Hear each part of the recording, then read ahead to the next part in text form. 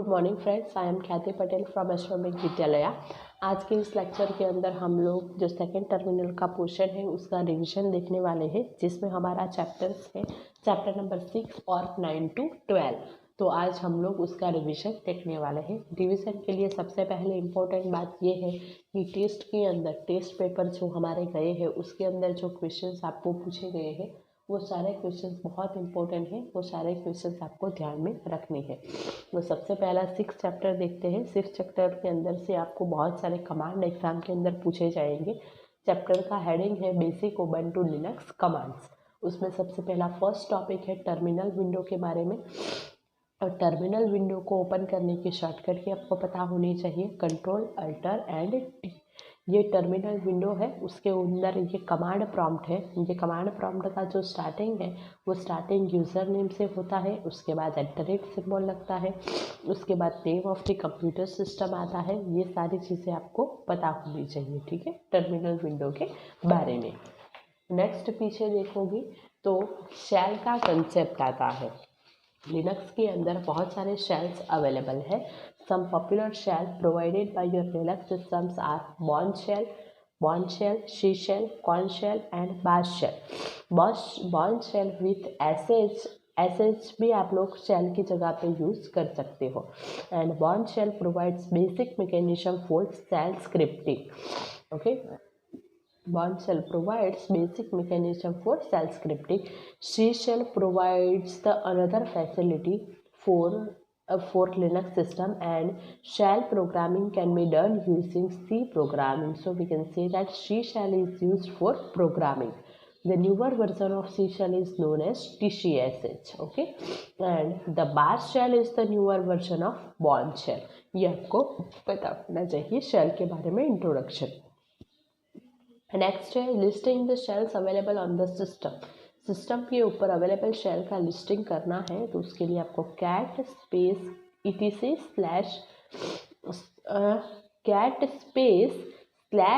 /etc/shells ये command आपको type करना है। कमांड के अंदर आपको एग्जाम के अंदर ये चीज़ बहुत ध्यान में रखनी है कि कैपिटल लेटर यूज़ किया है या तो स्मॉल लेटर, क्योंकि यहाँ पे कैपिटल लेटर और स्मॉल लेटर डिफरेंट है।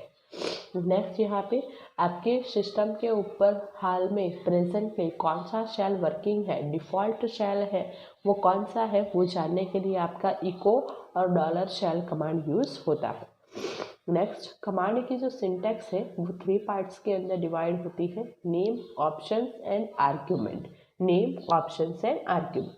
नेक्स्ट, लिनक्स कमांड के 2 टाइप है, इंटरनल एंड एक्सटर्नल। ओके, तो यहाँ पे जिस कमांड की बाइनरी फाइल जनरेट होती है वो सारे बाइनरी फाइल जनरेट होती है, the command that have the binary file is are called external command and they are generally executed by the kernel. Okay, external command की बाइनरी फाइल होती है और वो कर्नल के थ्रू एग्जीक्यूट होती है। And on the other hand the command directly executed by the shell are called internal command, and internal command do not generate a new process. And to know whether the command is internal or external, we use the type command. Okay, next है आपका calendar command. Calendar command is used to display the calendar. ऐसे ही calendar command के यहाँ पे 3 example दिखाए गए हैं। ये 3 में से मैं एग्जाम में कोई भी पूछ सकती हूँ, ये बहुत इम्पोर्टेंट है। कैलेंडर कमांड के साथ मोर ऑप्शन आप लोग ऐसे यूज़ कर सकते हो, क्योंकि कैलेंडर के अंदर मोर ऑप्शन यूज़ करोगे तो ये मोर ऑप्शन यूज़ करने की राइट सिंटैक्स कौन सी है ये मैं एग्ज़ाम में पूछ सकती हूँ। कैल 2013 ये पाइप का सिंबल है, उसके बाद आपको मोर कमांड लगाना है। नेक्स्ट है date command. Date command is use to display the date, लेकिन डेट का आउटपुट बहुत बड़ा आता है। सिर्फ आपको डेट चाहिए तो आपको कमांड यूज़ करना है date plus %D, date plus %D। उसके बाद BC कमांड दिखाया गया है, लेकिन BC कमांड सिलेबस में से कट हुआ है। नेक्स्ट है displaying a message. To display a message, we will use the echo command. Echo command is used to display a message. We can use the echo command with variable also. हम लोग ऐसे variable के अंदर value डालेंगे और उस variable की value हम लोग ऐसे सिंबल से गेट करेंगे। तो ऐसे भी आप लोग इको कमांड को यूज़ कर सकते हो। नेक्स्ट है क्लियरिंग द स्क्रीन। अगर आपको स्क्रीन को क्लियर करना है तो उसके लिए आपका क्लियर कमांड यूज़ होता है। Getting help on Linux command. Linux command के ऊपर हेल्प चाहिए आपको, तो उसके लिए आपके पास 3 कमांड है। What is, minus help and man what is and apropos भी है, वो आपके हेल्प के लिए यूज होने वाले कमांड है। नेक्स्ट वर्किंग विथ डायरेक्टरी के अंदर सबसे पहला फर्स्ट कमांड आता है pwd command is use to know present working directory. To make a directory mkdir command is use. To change the directory cd command is used. Next one, to remove the directory rmdir command is used, and generally Linux system name in Linux system the file or directory name can consist up to 255 characters. How much characters? 255 characters. Next one, create a file using cat command. cat command is used to create a file. cat greater than and file name. यहाँ पे आपको exam में example भी पूछा जा सकता है या तो सिंटैक्स भी दी जा सकती है। Next, cat double greater than file name. This command is used to open file in append mode. Which mode? Append mode. To delete a file, which command is used? rm command is used. rm command is used to delete a file. Next, to create a hidden file, we will use the dot before your file name. We will use dot before file name. And to see the list of hidden command, we will use ls -a. -a option is used to display the hidden file list.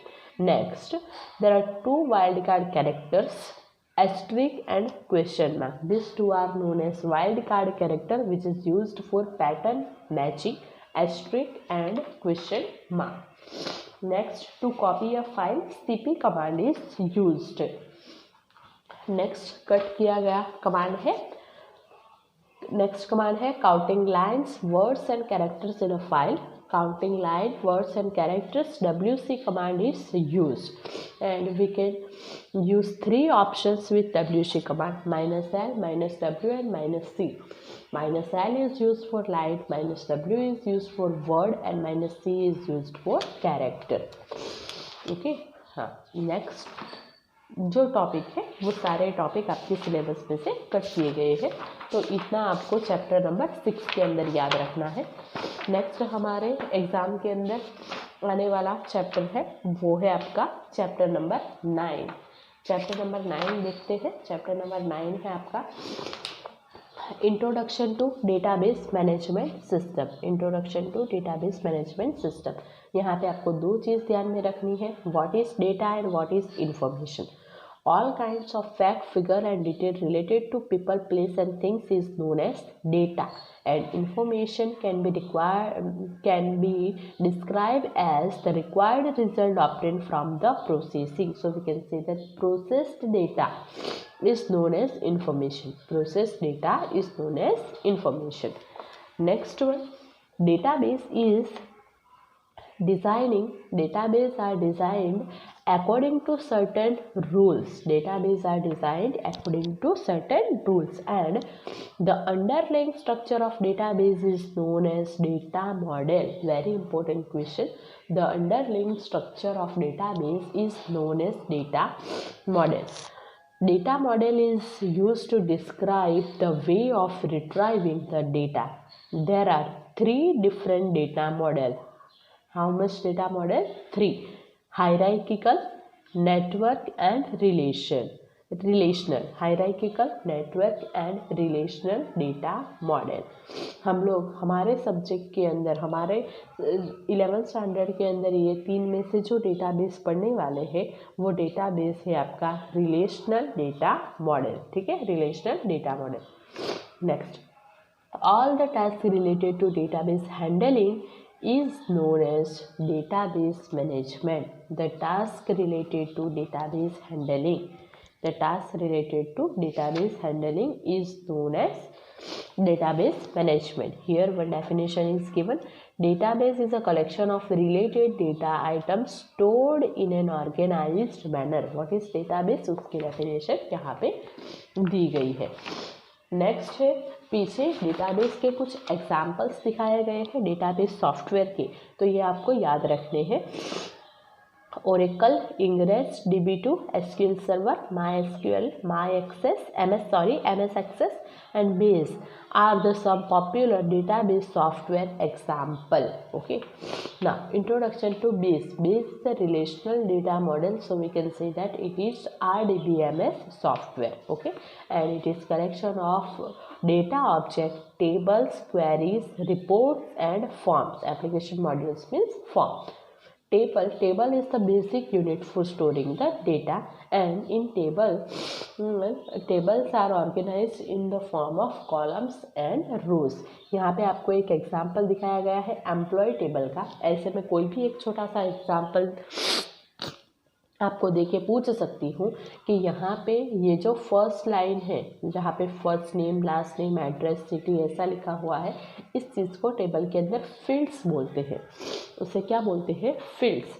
और यहाँ पे ये जो सारे हैं वो सारे records कहलाते हैं. वो सारे क्या कहलाते हैं? रिकॉर्ड्स कहलाते हैं. ठीक है, fields and records. Next, form is use to enter new record in the table. Queries, a question asked within a database environment is known as query. And report, the output of query is displayed in the form of rows and column is known as report. Okay. Next आपका दिया गया है how to create a simple database. Next topic है आपका data types available in base. यहाँ पे आपको सबसे इम्पोर्टेंट बात याद रखनी है. It is divided into 3 category. It is divided into 3 category. Alpha numeric, calendar and binary. Alpha numeric, calendar and binary. Okay, alpha numeric के अंदर आपकी जो डेटा टाइप है वो पीछे दिखाई गई है. Memo, text, fix care, text varchar and text varchar ignore case. अगर आपको कोई डिस्क्रिप्टिव डेटा स्टोर करने हैं जहाँ पे 255 से ज़्यादा कैरेक्टर यूज़ होता है, then we will use the memo data type. Okay. Next, numeric. Alpha numeric के अंदर न्यूमरिक इन्फॉर्मेशन स्टोर करने के लिए ये न्यूमरिक डेटा टाइप है. ये सारी न्यूमरिक डेटा टाइप यहाँ पे दिखाई गई है. हर एक डेटा टाइप और उसको कितने बिट्स चाहिए वो आपको एक बार देख लेना है. ठीक है, वो इम्पोर्टेंट है. नेक्स्ट, कैलेंडर डेटा टाइप के अंदर ओनली 3 डेटा टाइप आती है, date, time and time stamp. और बाइनरी डेटा टाइप के अंदर 3 डेटा टाइप है, image, binary varchar and binary fix char. Okay. Next आपको दिखाया गया है ओपनिंग टेबल. टेबल ओपन करने के लिए यहाँ पे टेबल ओपन करने के लिए ये जो स्टेप है उसमें ये जो 4 बटन है, ये 4 बटन का यूज़ आपको पता होना चाहिए, कौन सा बटन कब यूज़ होता है. नेक्स्ट आप लोगों को दिखाया गया है you can create a table using 3 view, design view, wizard and create view. Means we can say that SQL view. तो यहाँ पे डिज़ाइन व्यू के अंदर टेबल कैसे क्रिएट होता है वो यहाँ पे दिखाया गया है. इसमें आपको ये याद रखना है कि यहाँ पे सबसे पहली कॉलम फील्ड नेम आती है, सेकंड फील्ड टाइप और थर्ड वन डिस्क्रिप्शन. तो एग्ज़ाम में क्वेश्चन में ये भी पूछ सकती हूँ कि डिज़ाइन व्यू में टेबल बनाते टाइम आप लोग फील्ड की डेटा टाइप कब सिलेक्ट करते हो. तो फील्ड की डेटा टाइप टेबल क्रिएट करते टाइम ही सिलेक्ट होती है, ये आपको ध्यान में रखना है. ठीक है, data type is selected while creating a table और उसके अंदर प्राइमरी की सेट करनी है वो पूछा गया है. नेक्स्ट है working with tables. 11 number chapter working with tables. यहाँ पे टेबल के अंदर सबसे पहला फर्स्ट टॉपिक दिया गया है inserting data in the table. To insert a record in the table we must open the table first. Table सबसे पहले हमें ओपन करना पड़ेगा और टेबल आपका डबल क्लिक करके आप लोग ओपन कर सकते हो. यहाँ पे ये जो टेबल ओपन होता है उसके नीचे जो डिस्क्रिप्शन दिया गया है वो सबसे इम्पोर्टेंट है. The line consisting of field name is known as title line. The line consisting of field name is known as title line. Okay, below the title line there is a row containing empty boxes, and the job of filling all these empty boxes is known as data entry. Okay, and the box is known as record selector box, and the sign in it is referred to as record selector icon. And when record selector icon, the black pointing arrow is known as record pointer. ये black arrow भी मैं exam में पूछ सकती हूँ, देखे पूछ सकती हूँ कि ये क्या इंडिकेट करता है, तो ये रिकॉर्ड पॉइंटर कहलाता है. Next second, the green icon with flash. The green icon with flash is the end of the table mark, and when it is a pencil icon then it is an edit icon. Okay, और यहाँ पे ये record insert करके दिखाया है, और यहाँ पे ये जो लास्ट बार दिखाया है वो लास्ट आपका नेविगेशन बार है. उसके अंदर मैं एग्जाम में क्वेश्चन ये पूछ सकती हूँ कि जिस बार के अंदर रिकॉर्ड 4 of 4 या तो रिकॉर्ड 3 of 10 ऐसा लिखा हुआ है रहता है, वो कौन सा बार है, तो वो नेविगेशन बार कहलाता है. It contains some navigation buttons also, and it also lets us to know the current position of record pointer. Okay, next है editing records in the data. उसकी डेफिनेशन पीछे दी गई है. The process of correcting the data entered previously. Correcting the data entered previously is known as editing. We can delete a record using two ways, using del key and using delete record option. Next is sorting data in database. There are two types of sorting. This one is ascending sort, and the button is A to Z, and this one is descending sort, button is Z to A. Next, data redundancy is a term used for unnecessary duplication or repetition of data, and to eliminate the data redundancy, we can use a technique called normalization. Okay, to eliminate the data redundancy, we can use a technique called normalization. Foreign key can be defined as the field or combination of field whose values are borrowed from the another table. This is the definition of foreign key. And when the foreign key is a combination of more than one field, it is known as composite foreign key. ये question अभी भी मैंने test के अंदर पूछा था, तो test के अंदर से ये जो क्वेश्चन है वो बहुत इम्पोर्टेंट है. Next, creating the relationship between tables in base. To create a relationship, we can use tools menu. Tools menu is used to create relationship. Okay. Next topic दिखाया गया है रेफरेंशियल इंटीग्रिटी.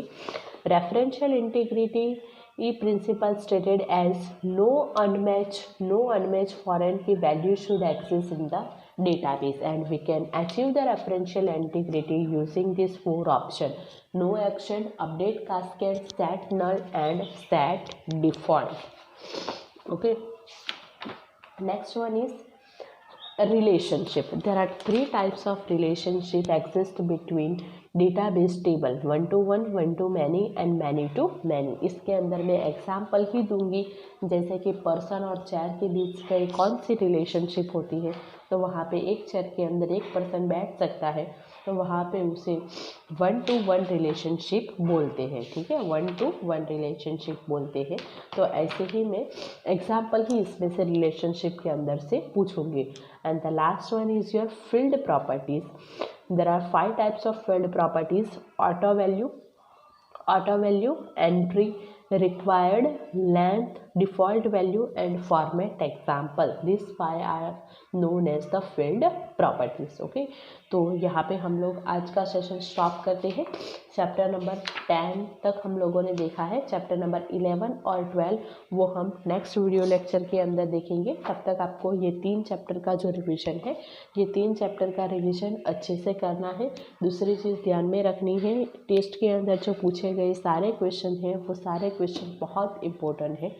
और जो database के अंदर के question है उसके अंदर आपको लॉजिकल क्वेश्चन पे बहुत सारे मिलेंगे, तो उसको आपको अच्छे से आंसर फिलअप करना है. ओके, नेक्स्ट सेशन में हम लोग नेक्स्ट चैप्टर का रिवीजन देखेंगे. Okay, thank you.